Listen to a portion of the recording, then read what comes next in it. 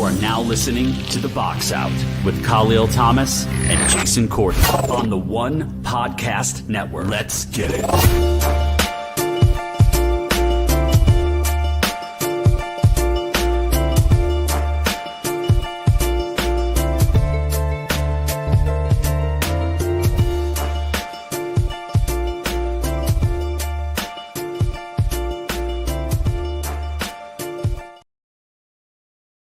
From NJ to BK in the world is The Box Out here on the One Podcast Network. My name is Kahlil Thomas.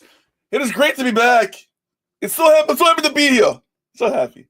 Took a couple weeks off. I'll get into the why that we took time off later on when Jason gets on. But I'm Kahlil Thomas, Jason Kahlil in Brooklyn, New York, joining me in just a few minutes here on the show. Quick update. We are now on Twitch. We're going to try this now. At KTMoney973 on Twitch. If you want to check us out on Twitch, YouTube, wherever. We're trying to go international here, folks. We're trying some shit out here. Let's try some shit. See what happens. So on Twitch at KTMoney973. Check us out there as well as here on YouTube on the One Podcast Network YouTube channel. Our opening tip tonight, obviously, you see behind me a little bit that way, this way, that way, that way. The Knicks.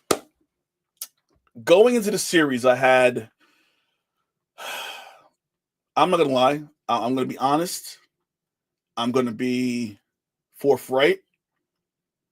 I thought if we take 2 games against the Boston Celtics, we would be good. We would be okay. My thought was, defending champion, we did not play well against them in the regular season, so that kind of messed up my head a little bit going into the series. So I was like, okay, if we get 2 games, make it a 6-game series, I'll be satisfied. Just make it competitive, make it look good, and don't embarrass yourselves. So what's up, Styles P? What's up, Ronald? What's up, John? What's going on? Something happened after game 1, and let's start game 1. Down by 20. I turned the game off. I'm being completely blunt. I turned the game off. I was like, nah, I'm good. No. I started watching, I think Harry Potter was on. So I started watching Harry Potter. Something told me, let me go back and see this game and see what's happening. If they're getting blown out, I could, okay, well, it was a good decision to turn away from the TV. I turned away for about 25 minutes, give or take. Hi, Mason. Turn the game back on. The lead was cut. I'm like, okay. Kept the game on. Chamber of Secrets, by the way. That was the Harry Potter movie I was watching. They made a comeback. I'm watching. I'm like, okay. Leads 10. Leads on 8. Down 5. Now I'm like, there's no way in hell that the Knicks are going to come back in this game. Mr. Clutch, Jalen Brunson, started doing his thing. And I was like, this might happen. Mikal Bridges, who I want to get into the reason why I felt like this was like his coming out party. Bridges playing tough defense, OG scoring, Josh Hart hitting a couple baskets, hit a lot more in game 2, which we'll get to in a second. And they won game 2.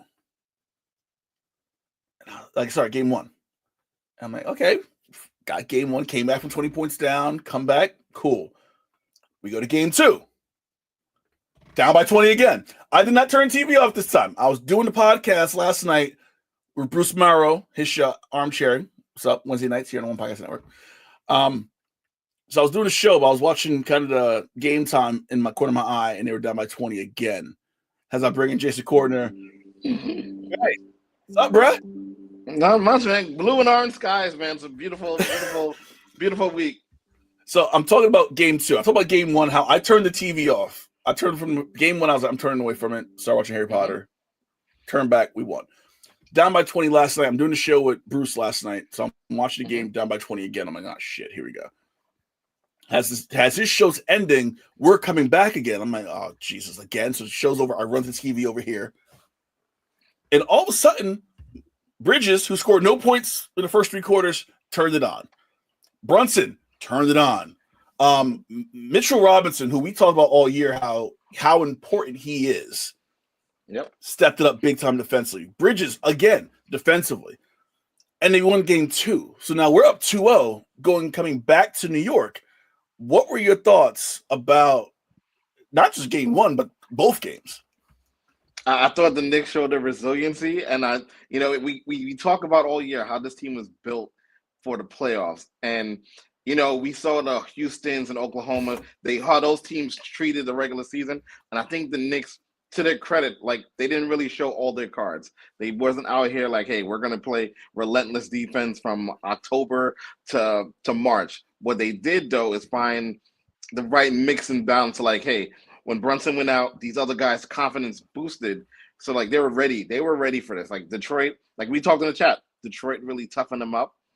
They showed they was like, hey, if we can take these body blows from Detroit, Boston's a finesse team. We can give the body blows. So it's one of those things where like Boston think they're the 17 Warriors, where they're just throwing up threes after threes after threes, and they're not in the trenches like how the Knicks players have been extra aggressive down those the 2-minute drill for the Knicks is amazing. The way they execute everything is simply amazing.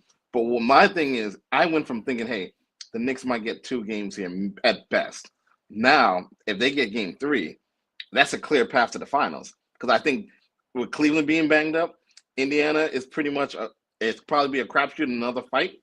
But I think they match up well against the Pacers. But before we even look at all that, I think game 3 is probably the most important game, definitely in this century. But maybe going back to maybe games 5 of the finals in 94. I'm not even saying 99. I'm saying 94. I think this is the biggest game Saturday. They win that game. I think they have a stranglehold in the series. And I think at that point, I don't think Boston's going to beat them 4 straight times. All right, so I got 2 comments I want to get at real quick. Never say you stop watching sports. I agree. John went. Harry Potter's the shit. I agree. Harry Potter's the shit. I'm playing Hogwarts right now on PS5. That's the game I'm playing, and I'm being called a fraud as well. But I want listen. I do this with the Giants. When the Giants are on and they're down and they look like garbage, I turn away from the game. I might go to red zone. I'm still watching football. With the Giants is understandable with the quarterback situation, but not going forward. You got to watch Russ. Well, speaking of the Giants, and I made a comparison to this at work today with somebody I work with. How you mentioned 2-minute drill. Mm-hmm. It almost seems like think back to Eli Manning when he was quarterback, and Eli. This run against Boston is very similar to that Dallas game. It is because the second round game, yeah. The whole game, Eli's just sitting there like he don't know what's going on. He looks like he looks half. I can't say the word on air because I'll probably get in trouble. But inside 5 minutes, 2-minute drill, Eli kind of gets you going and kind of steps it up, and that savant comes out. I think with the Knicks, with Brunson, with Bridges, Josh Hart, who Boston essentially was daring to shoot, and Hart's like, all right, bet. And he's making his shots. Kind of like what he did against Philly last year in the playoffs. Everything clicks with this team when clutch time, when it's time to go. When Boston, it feel like they weren't able to adjust.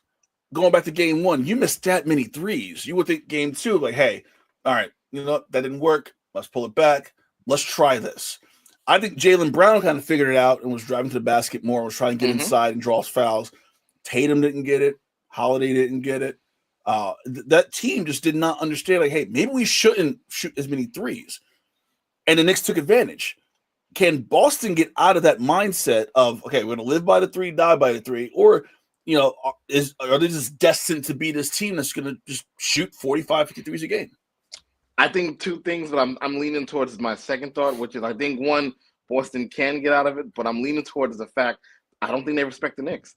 I think they're going to go into the Garden and be like, hey, we're the better team. We have the better personnel. And I'm not sure if I believe that anymore. But I think Boston has been very arrogant. They're going to live by that 3.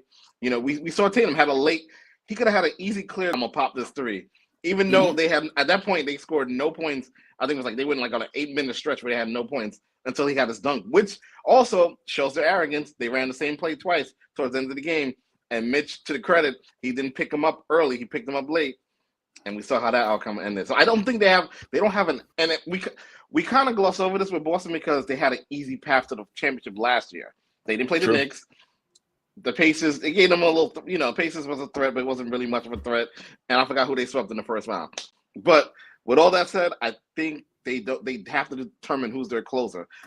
And they're not used to playing close games. So this is where coaching needs to be a factor. And either Brown or Tatum, which I think more so Brown, is going to have a bigger game in game 3. I think Brown's going to take this, hey, I'm the finals MVP. It doesn't feel very Paul Pierce, Antoine Walker-like with what's going on with Boston. It really like is. They both, it's like all over again. But I think I'm not worried about Tatum. I'm worried about Brown. That's the guy I'm worried about in game 3. Well, you think I feel like Antoine Walker was that prototypical. He was the first Julius Randle. Yes. He was the one who just like good. Big dude who's like, I'm just gonna shoot. And the coach is like, all right, Twan, just shoot the ball. Just refuse to go inside. I think the problem with Boston is I feel like they almost want to prove a point because now everybody's like, shooting the threes don't work. Shooting the threes don't work. Change your game up. Change your game up. And I almost feel like Missoula wants to make a point like, no, the way we play is how we play, and it works. It worked last year, it worked this year, and I feel like they won't change out of it. I feel like they want to say, hey, we're going to make this work because we're going to prove a point that last year wasn't a fluke. And this style works, even though I'm a proponent of, threes are fine, but you also have to kind of vary it up and change things up. My other point was on the Ryan Russillo podcast, because he's a nerd. He looked at all 45 threes that the Celtics missed in game 1. He determined that 38 of them were good looks. 7 were kind of spotty and maybe not great, but 38 were perfect looks, and he missed them. Last night, they had really good looks. We played a lot better defense last night than game 1. My only concern, and I told someone to say too, the issue with the Knicks this year has been their pick and roll defense, has been playing off screens and going under and leaving guys open. And that was what was happening in game 1, happened a little bit in game 2 last night. They have to tighten that up because I feel like you can shoot this badly for 2 games. You can't guarantee that they're going to shoot this badly in game 3, game 4, game 5. So that's my only concern is our pick and roll defense has been kind of that Achilles heel for us this year. With Boston, and as much as they shoot, we can't give them those open shots. Those 38 really good shots that they happen to miss in game 1, they can hit 5 of those and win the game. And it only takes a couple of those shots that didn't go in game 1 to go in game 3. But you got to factor in that it's been the first 2 games have been historically bad shooting. It's in their heads when they're taking a shot. So we'll see. It's in their heads, so we'll see. And shout out to Mikal Bridges. I know people talk shit about, the shooting motion. Exactly. This is why they got him. Right? Forget the regular season. Forget everything he did. This is the series of why they got him. Because, we re-signed OG. We need someone else. OG can take Tatum. He can take Brown, either or. We need someone that can handle Tatum and or Brown. That can move around the floor and whose focus is defense. Like they said, Mikal Bridges can score. With the Nets, he was a scorer, but he's two-way. This series showed me that the trade and the picks and the idea of bringing Bridges to New York made complete perfect sense for the Knicks because now you got 2 wings that can guard multiple positions. And you saw in game 1 taking that ball from Brown. Game 2, blocking Tatum's shot. Bridges is worth the picks that we gave up to the Nets. I agree 100%. And again, like I told you in the chat, I hope the Nets use those picks to go get Giannis.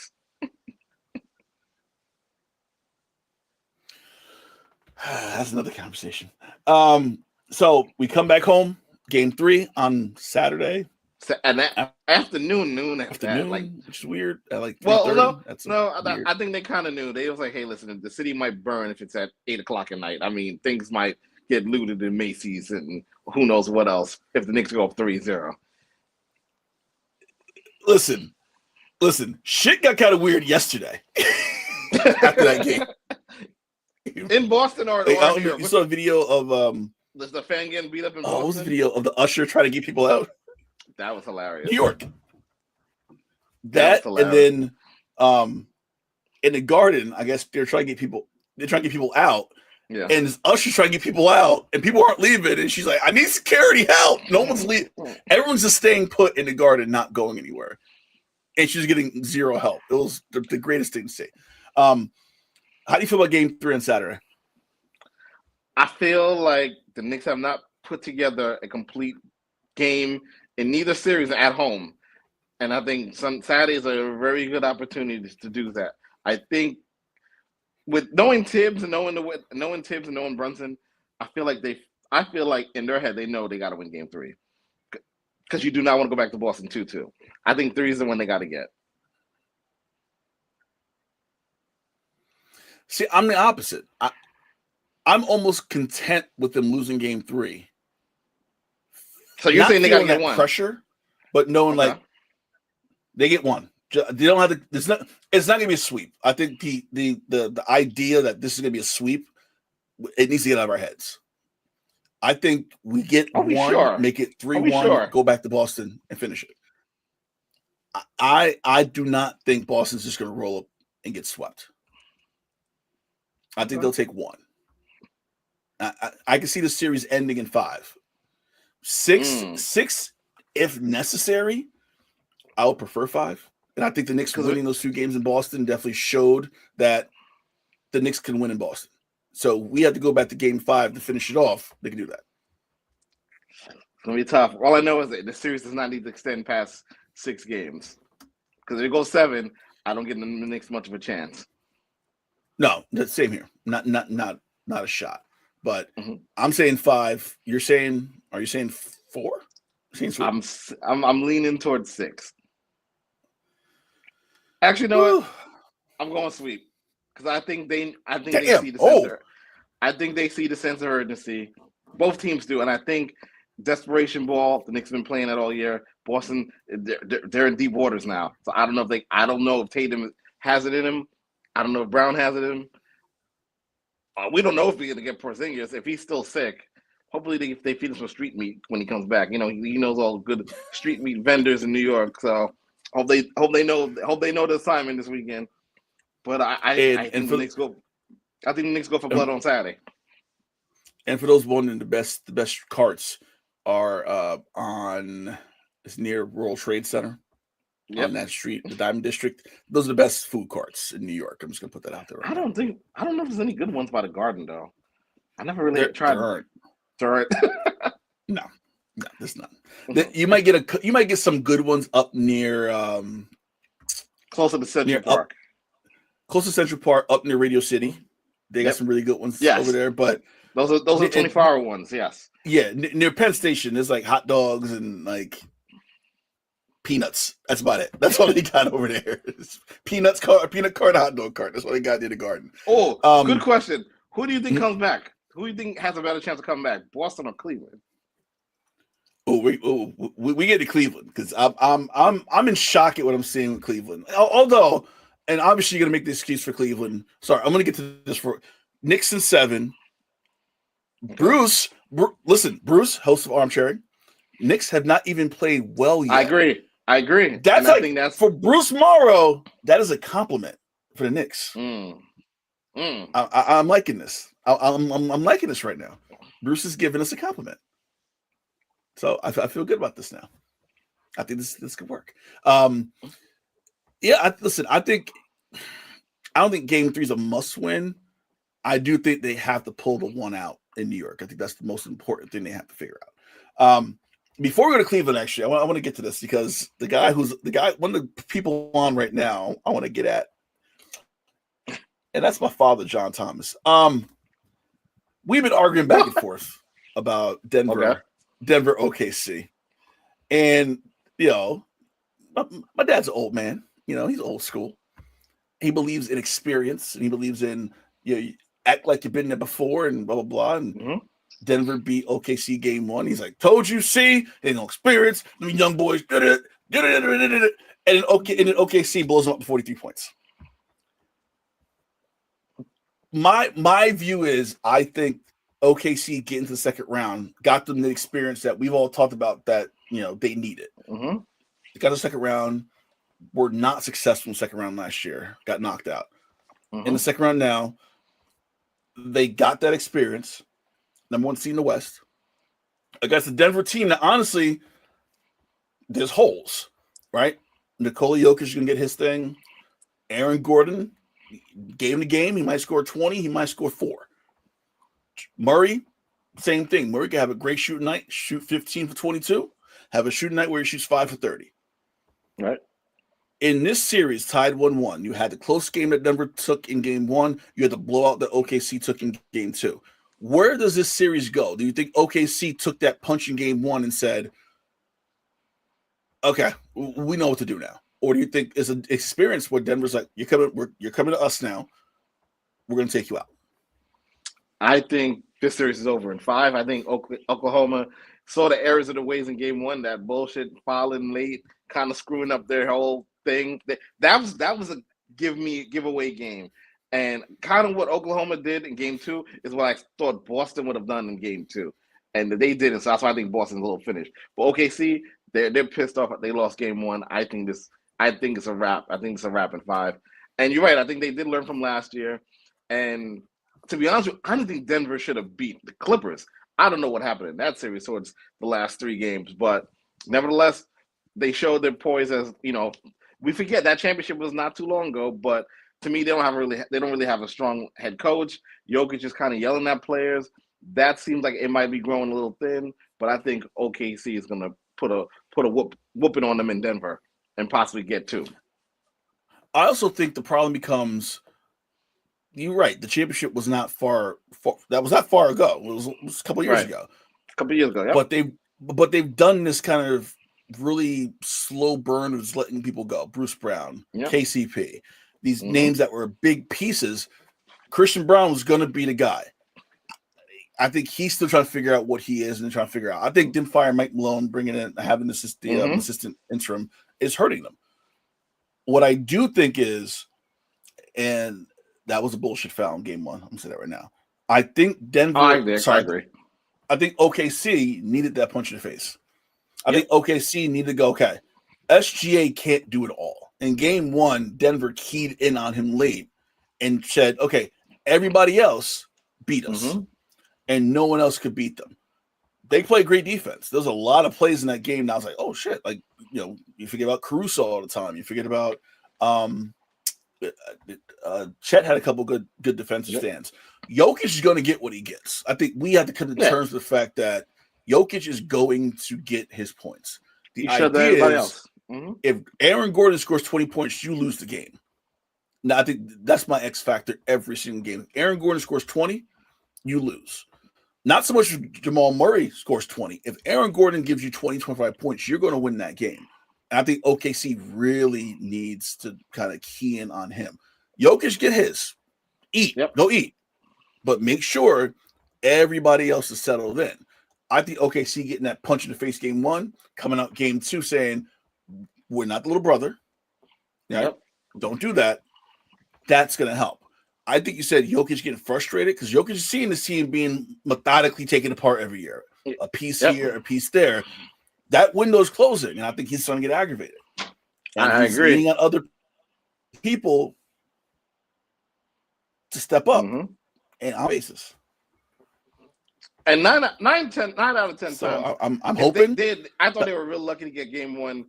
And that wasn't even like on the coaches. That was all on, I think, OKC playing with their foot a little bit. And they got the memo in game 2. They was like, hey, you're not winning another game in the series. I think it's a gentleman's sweep for real. I think it's also a depth issue too. And we talk about how Denver has been taking pieces every year. OKC is just a deeper team, which you want. And obviously it should be deep because they've been stockpiling draft picks for 18 years, it feels like.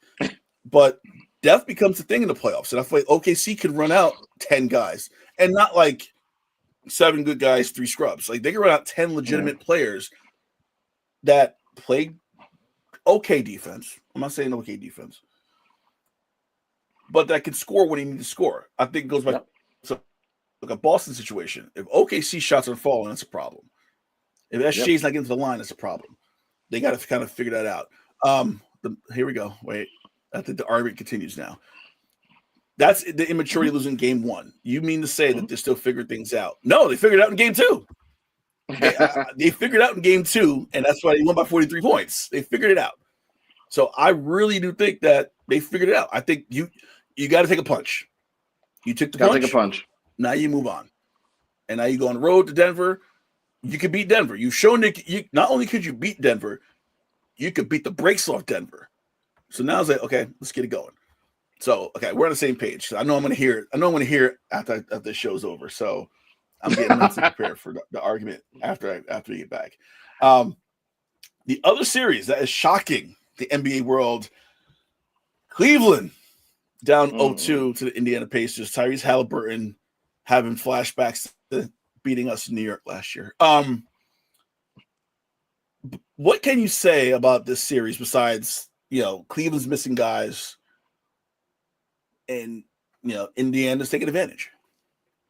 I think two things can be true. I think Indiana's a very underrated team, and I think Cleveland's a very overrated team. They remind me so much of that Hawks team that won 60-something games, and LeBron spanked them in the conference finals. I don't think Cleveland was.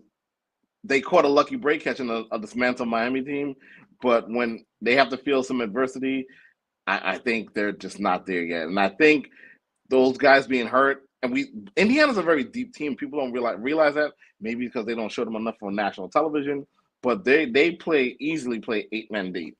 So I think for the Cavs to get back in the series, they got to win Game 3. I'm really keen on Game 3. The Cavs can win Game 3 and hold it down until Hunter or maybe Mobley come back. I don't think Garland's coming back anytime soon. But if those two guys can come back and they hold down the fort, they could extend this series and possibly push it to 7. Yeah, I'm concerned only because you're out without Garland, without Mobley. I think those are your big two. Yep. I'm not the conversation now, and I know Stephen A. Smith, that piece of shit, is saying, "Oh, you still, you limp and play." Like, yeah, that's what you did too, Stephen A. When you played 2 minutes a game. Anyway, I don't think Cleveland was ready for this series. I think especially when Hunter got hurt. Yeah. I think that's what made it worse. Because at least if Garland went down, you had Hunter kind of step in and kind of take that role on until Garland returned. Now you're out without Hunter. So you have Hunter, Garland, and then Mobley, which leaves you with Allen, who's strictly a down low player. Allen and Mobley together, it creates this weird matchup on the floor where you got Mobley stepping out, Allen inside. Allen kind of developed the jump shot this year out of nowhere, so he can spot from 15 feet. If these guys don't come back, and I think Game 3 they won't be back. I think you're missing all three of those guys for Game 3. Ooh. How important is Game 4? Because I really do feel like they'll definitely get Garland back for Game 4. I think Mobley might be questionable for Game 4. Hunter, I don't know what the hell's going on, Hunter. If they lose Game 3 with kind of this makeshift rotation they got, can we just call the series over? I think the series will be over by then. If they lose Game 3 and they need, the series is over. If they win Game 3 and hold it down until the other guys come back, even if they lose Game 4 and they come back 3-1 back to Cleveland and everyone's back at that point, I think they can still extend the series. But I think they got to get Game 3. You can't go down 0-3. Yeah, I don't know what the way, and Cleveland's roster was not built for injury. I think them getting Hunter was like, we needed somebody else that can play some defense and be a 3-and-D wing. After the Hunter, I feel like on that bench, it falls off. Max Strus is not that dude. Max Strus is not going to bring you, to the promised land. So you're right. I think Game 3 is that pivotal game where if they don't win, the series is over. And then you got to rush Garland back. You got to rush Mobley back. You got to rush Hunter back. Say, we need you. Please play. And hopefully that they. What sucks for them too is that Indiana's a terrible matchup for them because as much as you got Mobley that's compromised and Allen's limited, their bigs are skilled in terms of Siakam and Miles Turner. So again, this is a bad matchup for them. So now you down a big and your backcourt is compromised. I think Indiana got them at the right time. You mean Miles Turner, who the Knicks just left wide open over and over again last year? Top of the key. But hey, He's banging them threes in Cleveland. In Cleveland, though. Let's Styles P. Who do you have as the more impressive team, Indy or the Knicks? Listen, it's got to be the Knicks. I don't want to count the money yet. Yeah, I don't want to count the money yet. But if God willing, hey, the Pope went to Villanova. You heard about that, right? Yeah, I'm about to say Pope. What's his name? Pope. What name he picked? Lewis. Is it Lewis? Yes. The Pope Villanova Lewis or whatever. Pope. Listen, if this says anything, the Pope was a Wildcat fan, and if the Pope willing, God willing, we get Indy, and I want to bust their ass for last year. I really do. I really want to whoop their ass this year, but I don't count the money quite yet. The game is on tonight. Game 2, Golden State, Minnesota. Golden State pulled out game 1 win, even after losing Steph Curry, who's going to be out at least a week. He's going to be reevaluated in a week with a hamstring strain. Listen, Golden State kind of put it together without Steph. Can they do it again tonight?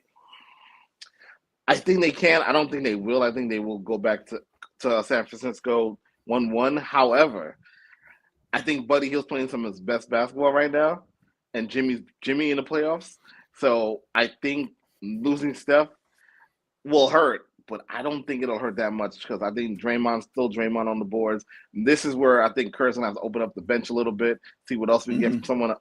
Maybe I don't know who else is gonna be that third option and really pick up the scoring, but I think Hield and Jimmy could still have impact in this game. So I'm not saying they can't win game 2, but maybe they'll still win. Maybe they'll steal it. But I think Edwards and these guys are gonna be ready to go and even it up 1-1.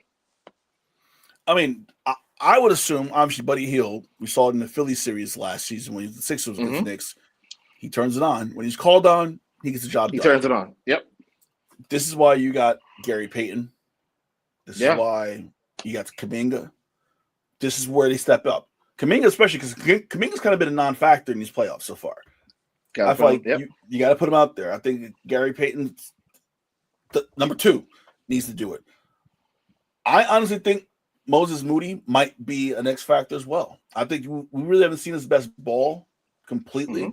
I think Moody might have something else, at least a change of pace, kind of like a Deuce McBride for the Knicks. I'm not saying like he's going to go out there score 30 points, but off the bench, smaller guard, come in full of energy and just kind of get the game going. I think that's going to be an important role for him because, Jimmy's going to play a lot of minutes. Draymond's going to have to play a lot of minutes. Kuminga's going to play a lot of minutes out of necessity after not playing a lot of minutes. There's going to be some tired legs on that floor. So they're going to need that spark. And I think Moses Moody might have to be that spark for him. I agree. They have the personnel. They just got to put it together now. I think that's got to put it together. Yep. So who do you have in Golden? I think we'll probably be back on next show. Series still going on, maybe. Golden State, Minnesota. Who do you got, series-wise? Beginning of the series, I was kind of leaning toward Minnesota, but the Warriors scare me, man. They remind me of that Heat team a couple years ago that's going to slay people and get to the finals. Listen, Bruce is still on with the Warriors. Bruce is like, they're going to win it all. So I'm like, they ain't beating the Thunder, man. Bruce is on his show. Listen, Bruce is on his show spreading propaganda like, One American News and Newsmax does with Trump. He's out there just spreading that propaganda every week. So we'll see what happens. Indy's going hard tomorrow. They smell blood. I think Indiana wins the series just based on the fact that everybody's hurt. Think about the Knicks last year. Think about the Knicks last year. We lost everybody last year, and Indy got us last year. But still took them 7. And Indy got us that way. I'm not ashamed to say we lost to the Pacers last year because everybody got hurt. If we had healthy bodies, we win that series. Point blank. If we had one healthy body. Yeah, I stand by that. We already said OKC, Denver. We said Knicks. So those are the 4 series. We'll keep track of those. If there is a need for an emergency podcast, we will be on. I feel like we after sweep. Wait. So are you saying that there's a possibility we might have to be doing a show on Monday night? It might be a late one for us. It might be a late emergency podcast on Monday night. So just stay tuned to our YouTube channel. You might pop on at like 11 o'clock at night. Like we used to do that for The Last Dance Yes. We did the post. I missed that. We gotta do that this summer. We gotta figure that out. Is there any? Yeah, we gotta figure it out. Is there any Netflix movies that come out we can do like a post show for? Gotta look. No. Jeez. The other big news, and next week we'll do our WNBA preview because season starts next Friday, so we have another week. But can't wait for I can't wait for the banner night. Can't wait for banner night. You're gonna be there, right? I'll be there for banner night. Yep. All right. So Jason's our Liberty guy, so he goes to the game. So I'm gonna go to one Liberty game this year. I'm gonna come out there with you. All right. I gotta figure out. I also gotta think because as far as hell for where I live, so I gotta like map it out and go. Okay, I'm going on this day, and I'll get the trains and how that shit runs because I know Barclays is like insane public trans. Yes. Monica McNutt, who does Knicks games on the radio, does ESPN. She mentioned on Front Office Sports about a possibility that was mentioned also by Angel Reese about a possible work stoppage in the WNBA after the season. McNutt said that the next CBA is really not for this group of players, but really for the next generation of players. What are your thoughts on a possible work stoppage and how, listen, it keeps coming up. So obviously this is not like just like bullshit talk. This is something that is kind of in the air with the players saying, if we don't get what we want, we will walk out. I think it's a possibility, but I think cooler heads will prevail towards the end of the season.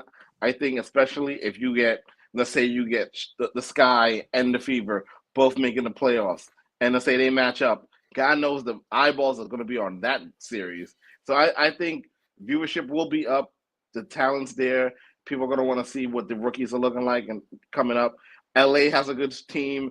The Liberty are going to try to repeat. You still got Vegas. You got Atlanta. You got Dallas. So I think the league's in good hands, and I think because of viewership, I think they'll come to their cooler heads come towards the end of the season. So Dejanay Carrington, who is a player rep, said that she's been in the meetings with CBA stuff, and she said a walkout is a possibility.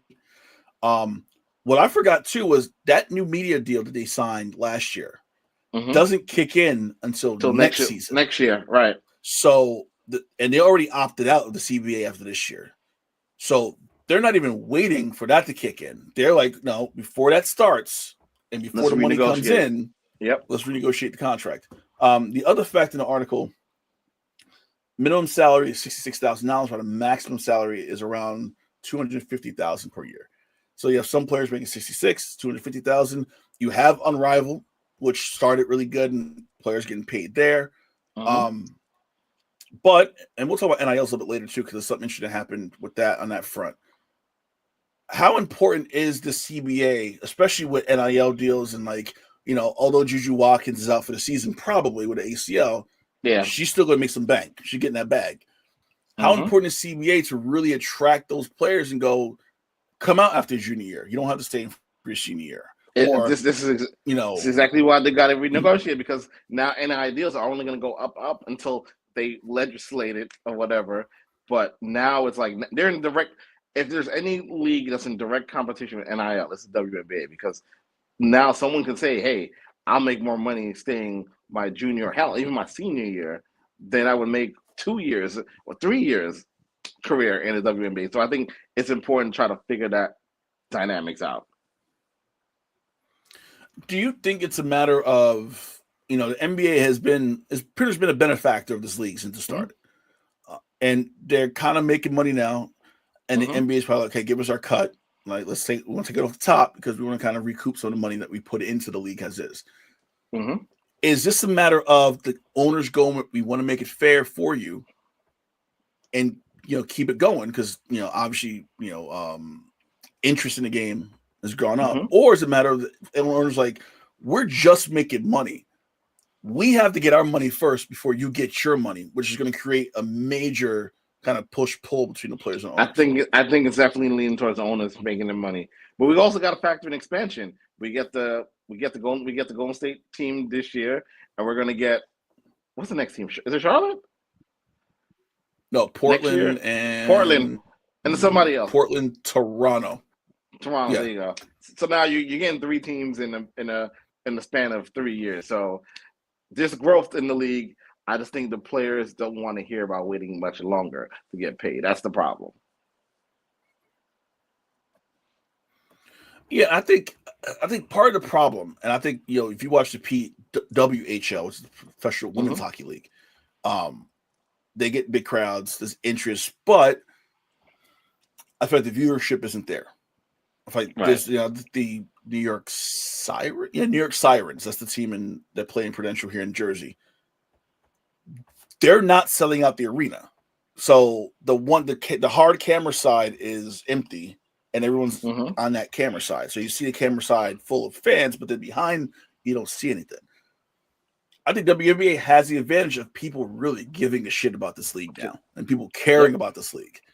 And I think they can go to the owners like, listen, Caitlin's here, Angel's here, Liberty might have a dynasty, the Ace is still good, the Sparks Scott, Kelsey Plum's going to run that team.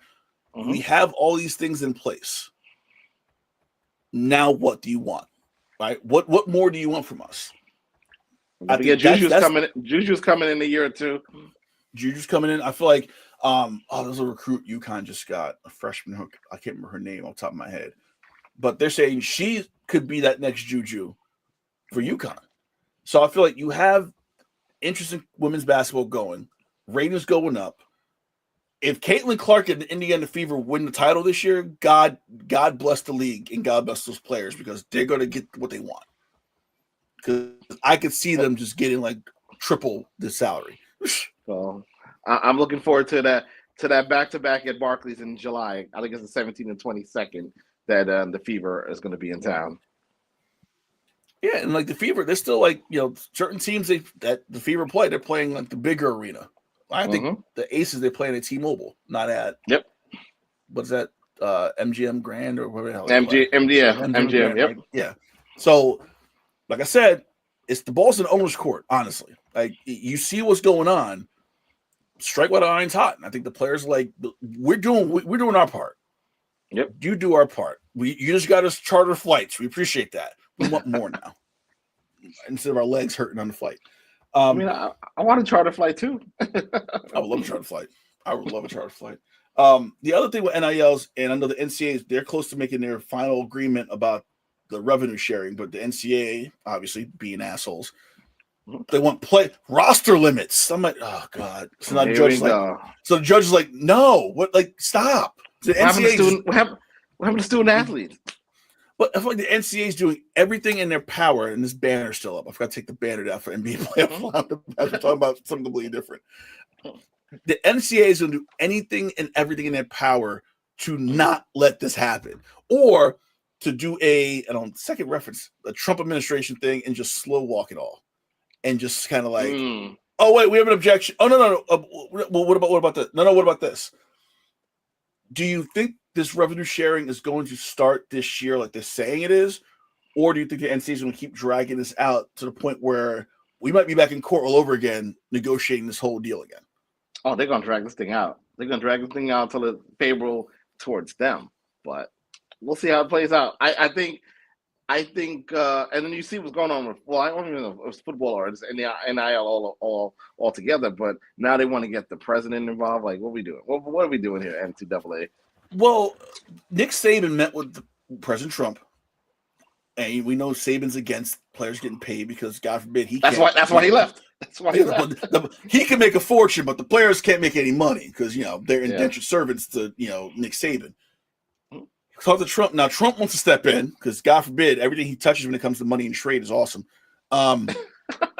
He wants to step in and put together a committee to look at it and almost set up this kind of governing committee to look into the revenue sharing, look into NIL. I'm like, okay, so you talk to Nick Saban, who's been against this from day one. And now you run to the president and say, this is not right. These guys shouldn't get paid. And now the president's like, you're right, Nick. Thanks for the $100,000 donation. I'm going to look into this myself. Like, this is why the NCAA is dragging their feet, because they know the longer they go, they can get that narrative of like, the college kids, they really should be getting this money. It's not really their thing. And I think that's what they're waiting on. I think they're just kind of like, let's plant those seeds with certain folks, and get the conversation going our way, and then we can kind of squash all this later. And I think the overuse of the transfer portal is going to be their number one. That's going to be their freaking example right there. No, and we talk about the transfer portal. I have no problem with the transfer portal. I think there needs to be like a later start date and an earlier end date for it. I don't think as soon as the season's over, you should be allowed to transfer. And I think there should be a limit on the amount of transfers. Like Haley Van Lith, I felt like she was in college for like 16 years. Because she just transferred like every year and a half. She moved. She wants to see the country. I mean, she went from Louisville to Baton Rouge to Fort Worth, Texas. Like, they ain't seen the world. That's not seeing shit, honestly. You go from Louisville, Kentucky to Baton Rouge to Fort Worth. I'm like, where are you going? If you went to UCLA, I get it. She was waiting for Rutgers to develop a good female basketball team again. That's all. That's never going to happen. I just feel like this whole thing has kind of been dragging, and the players are waiting, coaches are waiting, agents are playing because coaches got to know too. Coaches are like, okay, are we paying them? Like, how much money do we get? Is it a $20 million pot? Is it a $10 million pot? Mid majors are waiting because mid majors are like, we don't have any money. So you're coming here to play for Oral Roberts, or you're coming here to play for Marshall, not for money. So I feel like there's a lot of people waiting for this to see what the outcome is. And they're not going to be happy. Well, yeah, and some are not going to be happy with the outcome, but it's a waiting game. It's a holding pattern. It's insane how this is going on. I'm getting aggravated. Someone's been following this for years and wrote about it when it first happened, when O'Bannon first sued the NCAA. So this has been like 10 years of my life watching this happen. And it's like, this is never ending. It's just evolving. Listen, I have gray hair now. That's how long this has been dragging out in court. I have gray hair on my beard now. I've been waiting for this shit to be over with for years. Welcome to the club. That's just rough. As I mentioned early on, we took a couple weeks off because I wanted to talk about the future of the podcast, future of the channel, and Jason and I spoke, and Jason still enjoys doing the show. I enjoy doing the show. We're gonna keep doing the show. We love it. We love the interaction. Even one person, 10 people, whatever. We like the talking. It's just two guys, two fans who like basketball, talking about basketball, talking shit. So we're gonna be here as long as you guys are here too. That's our plan. It's a solid plan. Listen, we saw the Knicks drop. We lived through the Carmelo days, the Linsanity era, Stoudemire, Barberry, and now we're 2 wins away from the Eastern Conference Final. We've seen some shit since we've been doing this podcast. Porzingis draft night. Oh my god, Kevin Knox, who's still Kevin Knox draft night. I had a Kevin Knox jersey. Like, what was I doing? What was I doing with my life? So this podcast is going on. Bruce is still on. Other shows might be coming on. My political show is on the back burner for the time being until I get some legal representation together to make sure I don't get fired or anything. But we're going to be here every Thursday and or Saturday and or whatever other days we do a show. But we're going to be here just like next Thursday night. We'll be here too. Don't forget Monday night. Next Monday night. If it ends in 4. If it's a sweep on Thursday, we will be here Monday night, 10:30, 11 o'clock-ish, emergency podcast to do the postmortem of the NBA sweep of. I'm gonna stop talking because I feel like we're counting the money right now. We're counting the money before it comes, so we're gonna do that right now. But as always, thank you so much for watching. Real quick, we got Bruce on Wednesday night. If you like our show, check out Bruce every Wednesday night, 8 p.m. here on the One Podcast Network YouTube channel. We'll be back next Thursday and or Monday if there's a sweep. Check us out on Twitch. We're on Twitch now for a little bit. KT Money 973 is Twitch on Twitch. So, get it from all angles. The podcast version, the audio version, will be back probably in June sometime. So we'll have that. So we'll be on Spotify, Twitch, here on YouTube. We're going to try some shit out this summer. Now that I got some free time this summer to get shit done. Let's go. Let's get it. I'm looking forward to it. As always. Thank you so much for watching. Jason, always great show, brother. Likewise. So we're back next Thursday or Monday. If we Or sweep. Monday. So for Jason and Kahlil, thanks so much for watching. We'll see you on next Thursday or Monday. Peace. Peace.